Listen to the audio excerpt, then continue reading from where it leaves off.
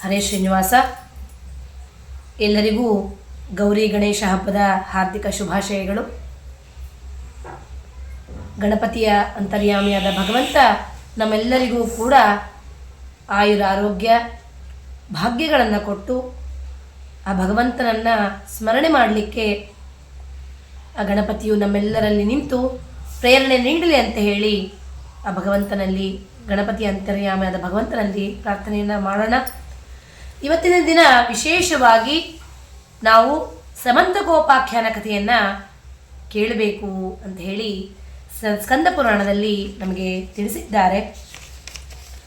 ಅದರಂತೆ ನಾವು ಇವತ್ತಿನ ದಿನ ಸಮಂತಕೋಪಾಖ್ಯಾನ ಕಥೆಯನ್ನು ಕೇಳೋಣ. ಯಾಕೆ ನಾವು ಈ ಸಮಂತಕೋಪಾಖ್ಯಾನ ಕಥೆಯನ್ನು ಕೇಳಬೇಕು ಅಂತ ಹೇಳಿ ನೋಡೋದಾದರೆ, ಒಂದು ದಿನ ಗಣಪತಿಯು ಎಲ್ಲ ಭಕ್ಷ್ಯ ಭೋಜ್ಯಾದಿಗಳನ್ನು ಸ್ವೀಕಾರ ಮಾಡಿ ಇಲಿಯ ಮೇಲೆ ಕುಳಿತು ವಿಹಾರ ಮಾಡುತ್ತಿರುವಂತಹ ಸಂದರ್ಭದಲ್ಲಿ ಕೆಳಗಡೆ ಬಿದ್ದಾಗ ಏನಾಗುತ್ತೆ, ತನ್ನ ಹೊಟ್ಟೆಯಲ್ಲಿರುವಂತಹ ಭಕ್ಷ್ಯ ಭೋಜ್ಯಾದಿಗಳು ಎಲ್ಲವೂ ಕಾಣಿಸುತ್ತೆ, ಬೀಳುತ್ತೆ ಅಂತ ಹೇಳಿ ಹೇಳ್ತಾರೆ. ಆಗ ಚಂದ್ರ ಅದನ್ನು ನೋಡಿ ಗಹಗಹಿಸಿ ನಗಲಿಕ್ಕೆ ಪ್ರಾರಂಭ ಮಾಡ್ತಾನೆ. ಅದನ್ನು ನೋಡಿದಂತಹ ಗಣಪತಿಗೆ ತುಂಬ ಕೋಪವಾಗಿ ಅವನ ಒಂದು ಶಾಪವನ್ನು ಕೊಡ್ತಾನೆ. ಚತುರ್ಥಿ, ಭಾದ್ರಪದ ಶುಕ್ಲ ಚತುರ್ಥಿಯ ದಿನ ಯಾರು ಚಂದ್ರ ದರ್ಶನವನ್ನು ಮಾಡ್ತಾರೋ ಅಂಥವರಿಗೆ ಮಾಡದೇ ಇರುವಂತಹ ತಪ್ಪಿಗೂ ಕೂಡ ಅಪವಾದ ಬಂದು ಒದಗುತ್ತೆ ಅಂತ ಹೇಳಿ ಶಾಪವನ್ನು ಕೊಡ್ತಾನೆ. ಚಂದ್ರನಿಗೆ ಭಯ ಆಗುತ್ತೆ. ಅವನು ಬಂದು ಕಾಲಿಗೆ ಬಿದ್ದು ನಮಸ್ಕರಿಸಿ ಕ್ಷಮೆ ಮಾಡು ಅಂತ ಹೇಳಿ ಗಣಪತಿಯಲ್ಲಿ ಪ್ರಾರ್ಥನೆಯನ್ನು ಮಾಡಲಾಗಿ ಗಣಪತಿ ದೇವರು ಹೇಳ್ತಾರೆ, ಒಮ್ಮೆ ಶಾಪ ಕೊಟ್ಟಿದ್ದನ್ನು ಹಿಂದಕ್ಕೆ ತೆಗೆದುಕೊಳ್ಳಲಾಗೋದಿಲ್ಲ, ಆದರೆ ಅದಕ್ಕೆ ಪರಿಹಾರ ಪೂರ್ವಕವಾಗಿ ಯಾರು ಅವತ್ತಿನ ದಿನ ಚಂದ್ರ ದರ್ಶನವನ್ನು ಮಾಡಿ ಇರ್ತಾರೋ ಅವರು ಭಯಪಡ್ಕೊಳ್ಬೇಕಾದ್ದೇನಿಲ್ಲ. ಯಾರು ಸಮಂತಕೋಪಾಖ್ಯಾನ ಕಥೆಯನ್ನು ಕೇಳ್ತಾರೋ ಅಂಥವರಿಗೆ ಯಾವುದೇ ಅಪವಾದಗಳು ಕೂಡ ಬಂದು ಒದಗೋದಿಲ್ಲ ಅಂತ ಹೇಳಿ ಹೇಳ್ತಾನೆ ಗಣಪತಿ. ಕಾಲಿಗೆ ನಮಸ್ಕಾರವನ್ನು ಮಾಡಿದಂತಹ ಚಂದ್ರ ಮರಳ್ತಾನೆ. ಅದಕ್ಕೋಸ್ಕರವಾಗಿ ನಾವು ಇವತ್ತಿನ ದಿನ ಚಂದ್ರ ದರ್ಶನವನ್ನು ಮಾಡಬಾರದು. ಆದರೆ ಒಮ್ಮೆ ಮಾಡಿದ್ದಾದಲ್ಲಿ ಈ ಒಂದು ಕಥೆಯನ್ನು ಕೇಳಿದರೆ ಎಲ್ಲವೂ ಕೂಡ ನಮಗೆ ಅಪವಾದಗಳು ಬಂದು ಒದಗೋದಿಲ್ಲ ಅಂತ ಹೇಳಿ ನಾವು ಅದನ್ನು ಸ್ಮರಣೆಯನ್ನು ಮಾಡಬೇಕಾಗುತ್ತೆ. ನಾವು ಈ ಸಮಂತಕೋಪಾಖ್ಯಾನದ ಒಂದು ಶ್ಲೋಕವನ್ನು, ಮಂತ್ರವನ್ನು ಪುನರುಚ್ಚಾರಣೆಯನ್ನು ಮಾಡಬೇಕು ಇವತ್ತಿನ ದಿನ. ಸಿಂಹಪ್ರಸೇನಮವದೀತ್ ಸಿಂಹೋ ಜಾಂಬವತಾ ಹತಃ ಸುಕುಮಾರಕ ಮಾರೋದಿಹಿ ತವಹೇಶ ಸಮಂತಕಃ. ಈ ಮಂತ್ರದ ಒಂದು ಸ್ಮರಣೆಯನ್ನು ನಾವು ಇವತ್ತಿನ ದಿನ ವಿಶೇಷವಾಗಿ ಮಾಡಬೇಕು ಅಂತ ಹೇಳಿ ಹೇಳ್ತಾರೆ. 3 ಲೋಕದಲ್ಲಿಯೂ ಪ್ರಸಿದ್ಧನಾಗದಂತಹ ಉಗ್ರಸೇನನಿಗೆ ಸತ್ರಾಜಿತ ಮತ್ತು ಪ್ರಸೇನರು ಅಂತ ಹೇಳಿ 2 ಮಕ್ಕಳಿರ್ತಾರೆ. ಸತ್ರಾಜಿತನು ಏನು ಮಾಡ್ತಾನೆ, ಸಮುದ್ರದಲ್ಲಿ ಅಲ್ಲಿ ನಿಂತುಕೊಂಡು ಸೂರ್ಯನನ್ನು ಕಣ್ಣು ಪಿಳುಕಿಸದೆ ಸೂರ್ಯನನ್ನು ತದೇಕ ಚಿತ್ತವಾಗಿ ನೋಡ್ತಾ ಸೂರ್ಯದೇವರನ್ನ ಪ್ರಾರ್ಥನೆಯನ್ನು ಮಾಡ್ತಾನೆ. ಸೂರ್ಯದೇವರನ್ನ ಪ್ರಾರ್ಥನೆಯನ್ನು ಮಾಡುವಂತಹ ಸಂದರ್ಭದಲ್ಲಿ ಸೂರ್ಯದೇವರು ಅವನ ಭಕ್ತಿಗೆ ಮೆಚ್ಚಿ ಪ್ರತ್ಯಕ್ಷನಾಗಿ ಕೇಳ್ತಾನೆ, ವರವನ್ನು, ಯಾವ ವರವನ್ನು ನಿನಗೆ ಕೊಡಬೇಕು, ನಾನು ನಿನಗೆ ಯಾವ ಅಭಿಲಾಷೆಗಳಿದೆ ಅಂತ ಹೇಳಿ ಕೇಳ್ತಾನೆ. ಸತ್ರಾಜಿತನಿಗೆ ಸೂರ್ಯದೇವನು ಹಾಕಿಕೊಂಡಿರುವಂತಹ ಸಮಂತಕಮಣಿಯ ಮೇಲೆ ಅಪಾರವಾದಂತಹ ಪ್ರೀತಿ, ಅದು ಹೇಗಾದರೂ ಮಾಡಿ ಒಲಿಸಿಕೊಳ್ಳಬೇಕು ಅಂತ ಹೇಳಿ ಸೂರ್ಯದೇವನನ್ನ ಪ್ರಾರ್ಥನೆಯನ್ನು ಮಾಡ್ತಾನೆ ತದೇಕ ಚಿತ್ತದಿಂದ ನೋಡ್ತಾ. ಅದನ್ನೇ ಕೇಳ್ತಾನೆ ಸೂರ್ಯದೇವನಿಗೆ, ನನಗೆ ನಿನ್ನಲ್ಲಿರುವಂತಹ ಸಮಂತಕಮಣಿಯನ್ನು ನನಗೆ ವರವಾಗಿ ಕೊಡಬೇಕು ಅಂತ ಹೇಳಿ ಕೇಳ್ತಾನೆ. ಯಾಕೆ ಅದನ್ನು ಸಮಂತಕಮಣಿಯನ್ನು ಕೇಳ್ತಾನೆ ಅಂತಂದರೆ, ಅದು 100 ತೊಲೆಗಳ ಬಂಗಾರವನ್ನು ಅದು ಪ್ರತಿ ದಿನಕ್ಕೆ ನೀಡ್ತಾ ಇರುತ್ತೆ. ಅದಕ್ಕೆ ಸತ್ರಾಜಿತ ಹೇಳ್ತಾನೆ, ನಾವು ಇರುವಂತಹ ದೇಶ ಪ್ರದೇಶ ಸುಭಿಕ್ಷವಾಗಿ ಇರಲಿ, ಯಾವ ಜನರೂ ಕೂಡ ಕಷ್ಟ ಕಾರ್ಪಣ್ಯಗಳನ್ನು ಪಡೆದೆ ಅತ್ಯಂತ ಸಂತೋಷರಾಗಿ ಬಾಳಲಿ ಅಂತ ಹೇಳಿ ನನಗೆ ಆಸೆ ಇದೆ. ಅದಕ್ಕೋಸ್ಕರವಾಗಿ ನೀನು ಸಮಂತಕ ಮಣಿಯನ್ನು ಕೊಟ್ಟರೆ, ಕರುಣಿಸಿದರೆ ನನಗೆ ಅದರಿಂದ ಬರುವಂತಹ ಬಂಗಾರಗಳನ್ನು ಪ್ರತಿಯೊಬ್ಬ ಪ್ರಜೆಗೂ ಕೂಡ ಅದನ್ನು ದಾನವನ್ನು ಮಾಡಿ ಎಲ್ಲರೂ ಸುಭಿಕ್ಷವಾಗಿ ಇರಲಿಕ್ಕೆ ನನಗೆ ಆಸೆ ಇದೆ, ಅದಕ್ಕೆ ನನಗೆ ಅದನ್ನು ದಯಪಾಲಿಸು ಅಂತ ಹೇಳಿ ಕೇಳ್ತಾನೆ. ಅದಕ್ಕೆ ಸೂರ್ಯದೇವನು, ಸಮಂತಕ ಮಣಿಯನ್ನು ನಾನು ಕೊಡ್ತೇನೆ, ಆದರೆ ಇದಕ್ಕೆ ಅತ್ಯಂತ ಶುದ್ಧವಾಗಿ ಇರಬೇಕು.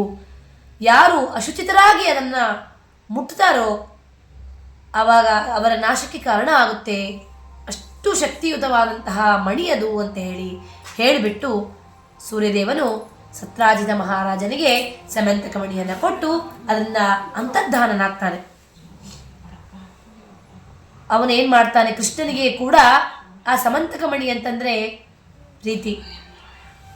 ಒಂದು ದಿನ ಕೃಷ್ಣ ಹಾಲನ್ನು ತೆಗೆದುಕೊಂಡು ಬಂದು ರುಕ್ಮಿಣಿ ದೇವಿಯು ಕೃಷ್ಣನಿಗೆ ಕೊಡ್ತಾಳೆ.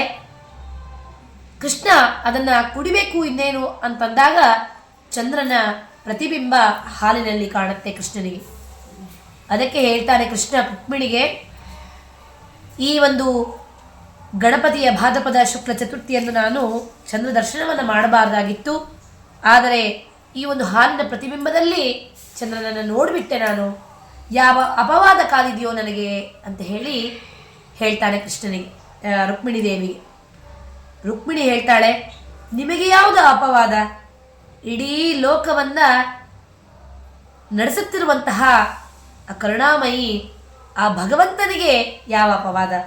ಆದರೆ ಇಲ್ಲಿ ಭಗವಂತ ಎಲ್ಲರಿಗೂ ಕೂಡ ಪ್ರತಿಯೊಬ್ಬ ಒಂದು ದೇವತೆಗಳ ಒಂದು ಮಹಿಮೆಯನ್ನು ಜಗತ್ತಿಗೆ ಸಾರಬೇಕಾಗಿದೆ. ಅದಕ್ಕೋಸ್ಕರವಾಗಿ ಆ ಗಣಪತಿ ದೇವಿಯ ಒಂದು ಸ್ಮರಣೆಯನ್ನು ಮಾಡಿದರೆ ಏನೇನು ಲಾಭವಾಗುತ್ತೆ ಅನ್ನುವುದನ್ನು ಜಗತ್ತಿಗೆ ತೋರಿಸ್ಪಡಿಸಬೇಕಾಗಿದೆ. ಅದಕ್ಕೋಸ್ಕರವಾಗಿ ಆ ಗಣೇಶನನ್ನು ಪೂಜೆ ಮಾಡಲಿಕ್ಕೆ ಹೇಳ್ತಾನೆ. ಅದಕ್ಕೆ ಹೇಳ್ತಾನೆ, ಗಣಪತಿ ದೇವಿಯ ಯಾವ ಒಂದು ದೇವತಾ ಕಕ್ಷೆಗೂ ಕೂಡ ಅಪವಾದ ಏನೂ ಕೂಡ ಆಗಬಾರ್ದು. ಅವರು ಕೊಟ್ಟಿರುವಂತಹ ಶಾಪ, ಅವರು ಕೊಟ್ಟಿರುವಂತಹ ವರ ಎಲ್ಲವೂ ಕೂಡ ನಡೆಯುತ್ತೆ ಅನ್ನುವಂತಹದ್ದನ್ನು ಸಾರೋದು ಕೃಷ್ಣನ ಒಂದು ಉದ್ದೇಶ. ಅದಕ್ಕೆ ಹೇಳ್ತಾನೆ, ಯಾವುದೋ ಒಂದು ಅಪವಾದ ಕಾದಿದೆ ನನಗೆ ಅಂತ ಹೇಳಿ. ಮರುದಿನ ಸಭೆಯಲ್ಲಿ ಬಲರಾಮರ ಒಟ್ಟಿಗೆಯಾಗಿ ಕೂರ್ತಿರ್ತಾನೆ ಕೃಷ್ಣ. ಆ ಸಂದರ್ಭದಲ್ಲಿ ಸತ್ರಾಜಿತ ಮಹಾರಾಜ ತಾನು ತೆಗೆದುಕೊಂಡಿರುವಂತಹ ಸಮಂತಕ ಮಣಿಯನ್ನು ತೆಗೆದುಕೊಂಡು ದ್ವಾರಕಾನಗರಕ್ಕೆ ಬರ್ತಾನೆ ಕೃಷ್ಣನಿಗೆ ತೋರಿಸ್ಲಿಕ್ಕೆ.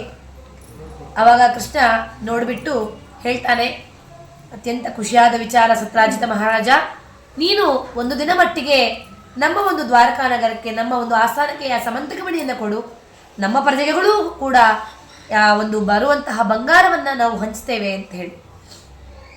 ಸತ್ರಾಜಿತ ಮಹಾರಾಜ ಒಪ್ಪೋದಿಲ್ಲ, ನಿನಗೆ ಈ ಒಂದು ಸಮಂತಕ ಮಣಿಯ ಮೇಲೆ ಆಸೆ ಇದೆ, ಅದಕ್ಕೋಸ್ಕರವಾಗಿ ನೀನು ಈ ರೀತಿಯಾಗಿ ಕೇಳ್ತಾ ಇದ್ದೀಯಾ ಅಂತ ಹೇಳಿ ಅದನ್ನು ತೆಗೆದುಕೊಂಡು ಅವನ ಒಂದು ಆಸ್ಥಾನಕ್ಕೆ ಹೋಗ್ತಾನೆ ಸತ್ರಾಜಿತ ಮಹಾರಾಜ. ಅದನ್ನು ದೇವರ ಅವನ ಒಂದು ಮನೆ ಕೋಣೆಯಲ್ಲಿ ಇಟ್ಟುಬಿಟ್ಟು ಪೂಜೆ ಮಾಡ್ತಾನೆ ಪ್ರತಿದಿನ. ಅದು ತೊಲ ಬಂಗಾರಗಳನ್ನು ಕೊಡ್ತಾ ಇರುತ್ತೆ, ಅವೆಲ್ಲವುಗಳನ್ನ ಪ್ರಜೆಗಳಿಗೆ ಹಂಚ್ತಾ ಇರ್ತಾನೆ. ಅವನ ತಮ್ಮನಾದಂತಹ ಪ್ರಸೇನ ಅವನೇನು ಮಾಡ್ತಾನೆ, ಕಾಡಿಗೆ ಬೇಟೆಯಾಡುವುದಕ್ಕೆ ಹೋಗೋದಕ್ಕೆ ಸಿದ್ಧವಾಗ್ತಾನೆ. ಅವನಿಗೂ ಕೂಡ ಅದನ್ನು ಧರಿಸಬೇಕು ಅನ್ನುವಂತಹ ಆಸೆ ಇರುತ್ತೆ.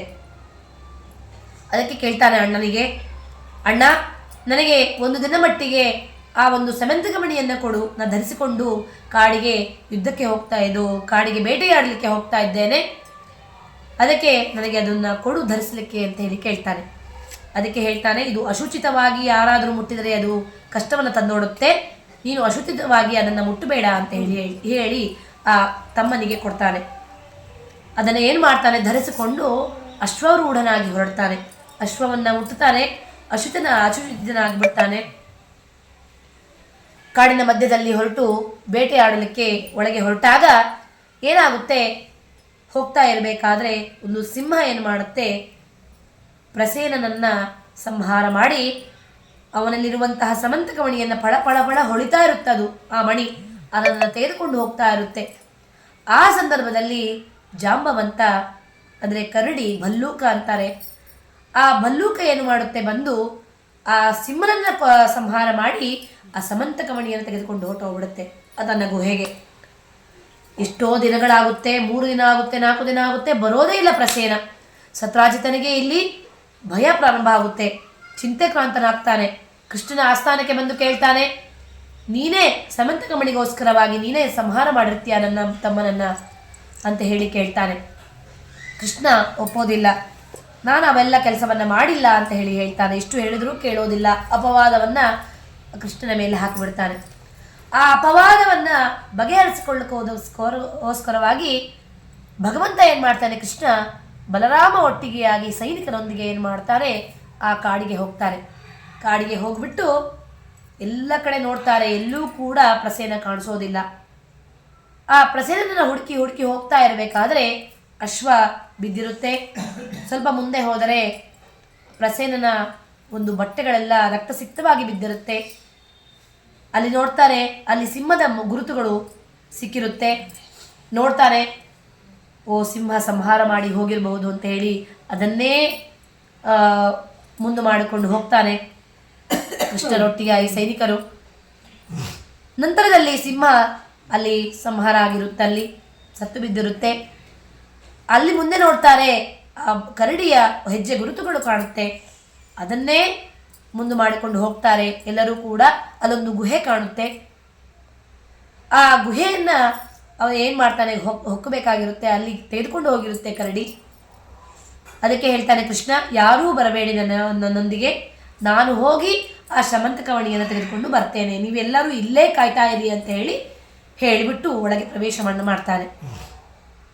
ಕೃಷ್ಣನಿಗೆ ಚಿಕ್ಕದಾಗೋದು ಗೊತ್ತಿದೆ, ದೊಡ್ಡದಾಗಿ ಅವತಾರವೆತ್ತಿ ನಮಗೆ ದರ್ಶನ ಭಾಗ್ಯವನ್ನು ಕೊಡುವುದು ಗೊತ್ತಿದೆ. ಕಾಮರೂಪಿ ಕಾಮಗಮನ ಅಂತ ಹೇಳ್ತಾರೆ ಆ ಭಗವಂತನನ್ನು. ಅಷ್ಟು ಆ ಭಗವಂತನ ಮಹಿಮೆ ಶಕ್ತಿ. ಅವನೇನು ಮಾಡ್ತಾನೆ, ಆ ಗುಹೆಯಲ್ಲಿ ಹೋಗಬೇಕಾದ್ರೆ ಸಣ್ಣದಾಗಿ ಹೋಗ್ಬಿಟ್ಟು ಒಳಗಡೆ ಪ್ರವೇಶವನ್ನು ಮಾಡ್ತಾನೆ.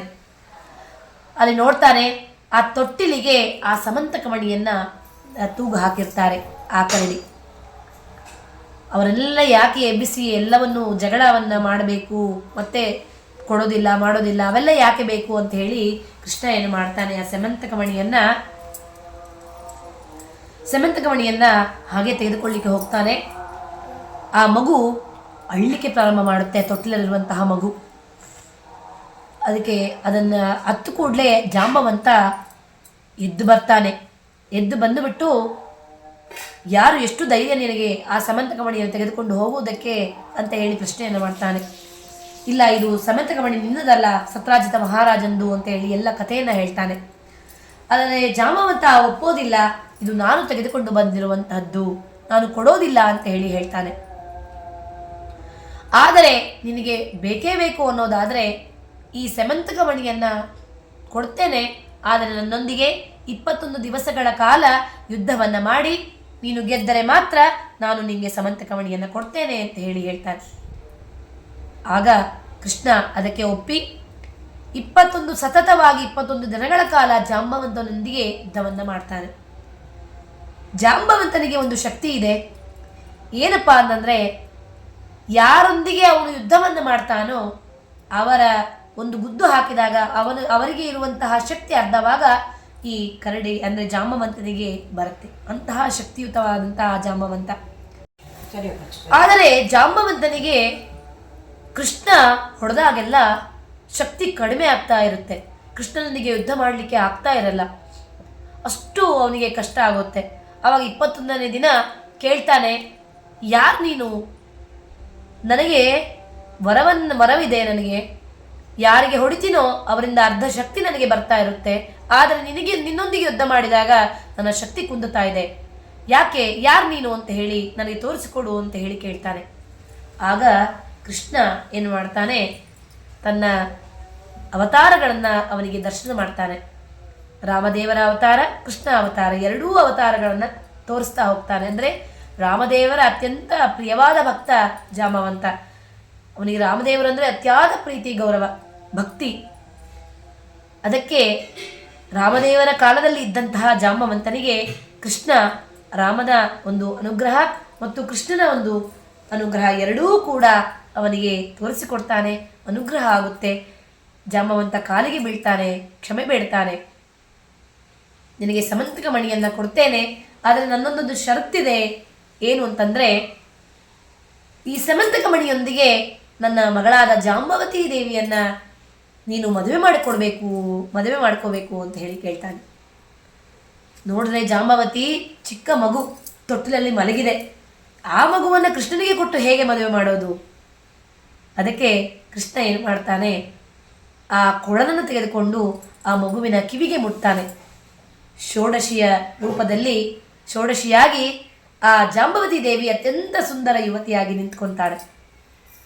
ಆಗ ಜಾಂಬವತಿ ದೇವಿಯನ್ನ ಆ ಕೃಷ್ಣನಿಗೆ ಮದುವೆ ಮಾಡಿಕೊಟ್ಟು ಸಮಂತಕ ಮಣಿಯನ್ನು ಕೊಡ್ತಾನೆ. ಕೃಷ್ಣ ಏನು ಮಾಡ್ತಾನೆ, ಇತ್ತ ಬಲರಾಮಾದಿಯಾಗಿ ಸೈನಿಕರೆಲ್ಲ ಕೃಷ್ಣ ಬರಲಾರದನ್ನ ನೋಡಿ ಕೃಷ್ಣ ಅಲ್ಲಿ ಹೊಟ್ಟೆ ಹೋಗ್ಬಿಟ್ಟೇನೋ ಅನ್ನೋದನ್ನು ಅವ್ರು ಏನು ಮಾಡ್ತಾನೆ ತಿಳ್ಕೊಂಡು ದ್ವಾರಕಾನಗರಕ್ಕೆ ಮರಳಿ ಬಿಟ್ಟಿರ್ತಾರೆ. ಇವೆಲ್ಲವೂ ಕೂಡ ರುಕ್ಮಿಣೀ ದೇವಿಗೆ ಭಾಸವಾಗ್ತಾ ಇದೆ. ರುಕ್ಮಿಣೀ ದೇವಿಗೆ ಗೊತ್ತು ಕೃಷ್ಣ ಏನು ಮಾಡ್ತಾ ಇದ್ದಾನೆ ಅನ್ನೋದು. ಆಗ ಕೃಷ್ಣ ಏನು ಮಾಡ್ತಾನೆ, ಆ ಸಮಂತಕ ಮಣಿಯನ್ನು ತೆಗೆದುಕೊಂಡು ಜಾಂಬವತಿಯ ಆದಿಯಾಗಿ ಸತ್ರಾಜಿನ ಆಸ್ಥಾನಕ್ಕೆ ಬಂದು ಅವನಿಗೆ ಸಮಂತಕ ಮಣಿಯನ್ನು ಒಪ್ಪಿಸ್ತಾನೆ. ಈ ರೀತಿಯಾದ ಘಟನೆಗಳು ನಡೆದಿದೆ ಎನ್ನುವುದನ್ನು ಎಲ್ಲವನ್ನು ವಿಸ್ತಾರವಾಗಿ ಹೇಳಿ ಸಮಂತಕ ಮಣಿಯನ್ನು ಕೊಡ್ತಾನೆ. ಆ ಸಮಂತಕ ಮಣಿಯನ್ನು ತೆಗೆದುಕೊಂಡಂತಹ ಸತ್ರಾಜಿತ ಮಹಾರಾಜ ಕ್ಷಮೆಯನ್ನು ಕೇಳಿ, ನಾನು ಈ ಸಮಂತಕ ಮಣಿಯನ್ನು ನಿನ್ನ ಹತ್ರನೇ ಇರುವುದೇ ಲೇಸು ಅಂತ ಹೇಳಿ ಕೃಷ್ಣನಿಗೆ ಕೊಡಲಿಕ್ಕೆ ಹೋಗಿ ಕೃಷ್ಣನಿಗೆ ಹೇಳ್ತಾನೆ, ಈ ಸಮಂತಕ ಮಣಿಯ ಆದಿಯಾಗಿ ನನ್ನ ಮಗಳನ್ನ ಸತ್ಯಭಾಮಾದೇವಿಯನ್ನ ನೀವು ವಿವಾಹ ಮಾಡಿಕೊಡ್ತೇನೆ, ನೀವು ವಿವಾಹವಾಗಬೇಕು ಅಂತ ಹೇಳಿ ಕೇಳ್ತಾನೆ. ಕೃಷ್ಣ ಏನು ಮಾಡ್ತಾನೆ, ಆ ಸಮಂತಕ ಮಣಿಯನ್ನು ತೆಗೆದುಕೊಂಡು ಸತ್ಯಭಾಮಾದೇವಿಯನ್ನ ವಿವಾಹವಾಗಿ ಜಾಂಬವತಿ ದೇವಿಯೊಂದಿಗೆ ದ್ವಾರಕಾನಗರಕ್ಕೆ ಬರ್ತಾನೆ. ಇಲ್ಲಿ ಇತ್ತ ರುಕ್ಮಿಣೀ ದೇವಿ ಆರತಿಯೊಂದಿಗೆ ಅವಿಬ್ಬರನ್ನ 3 ಜನರನ್ನ ಬರಮಾಡಿಕೊಳ್ತಾಳೆ. ಈ ರೀತಿಯಾಗಿ ಕೃಷ್ಣ ಹೇಳ್ತಾನೆ, ಯಾರು ಅಪನಿಂದೆಗೆ ಒಳಗಾಗ್ತಾರೋ ಅಂಥವರು ಈ ಕಥೆಯನ್ನು ಕೇಳಿದಾಗ ನಮಗೆ ಎಲ್ಲ ಅಪವಾದಗಳು ಕೂಡ ಬಗೆಹರಿದು ಯಾವುದೇ ಅಪವಾದಗಳು ಕೂಡ ನಮ್ಮ ಮೇಲೆ ಬೀಳದೆ ಸಂತುಷ್ಟರಾಗಿ ಎಲ್ಲ ಆಯುರಾರೋಗ್ಯ ಭಾಗ್ಯಗಳನ್ನು ಆ ಗಣಪತಿ ದೇವಿಯು ಇವತ್ತಿನ ದಿನ ವಿಶೇಷವಾಗಿ ನಮಗೆ ಅನುಗ್ರಹವನ್ನು ಮಾಡ್ತಾನೆ ಅಂತ ಹೇಳ್ತಾರೆ. ಅದಕ್ಕೋಸ್ಕರವಾಗಿ ಈ ಸಮಂತಕ ಮಣಿಯನ್ನು ಯಾರೇ ಕೂಡ ಚಂದ್ರದರ್ಶನ ಮಾಡಿದರೂ ಕೂಡ ಈ ಒಂದು ಕಥೆಯನ್ನು ಕೇಳಿ ಎಲ್ಲರೂ ಆ ಗಣಪತಿಯ ಅಂತರ್ಯಾಮಿಯಾದ ಭಗವಂತನ ಅನುಗ್ರಹಕ್ಕೆ ಪಾತ್ರರಾಗಿ ಅಂತ ಹೇಳ್ತಾ ಇಂದಿನ ಒಂದು ಕಥೆಯನ್ನು ಮುಗಿಸೋಣ. ಶ್ರೀಕೃಷ್ಣ ಅರ್ಪಣಮಸ್ತು.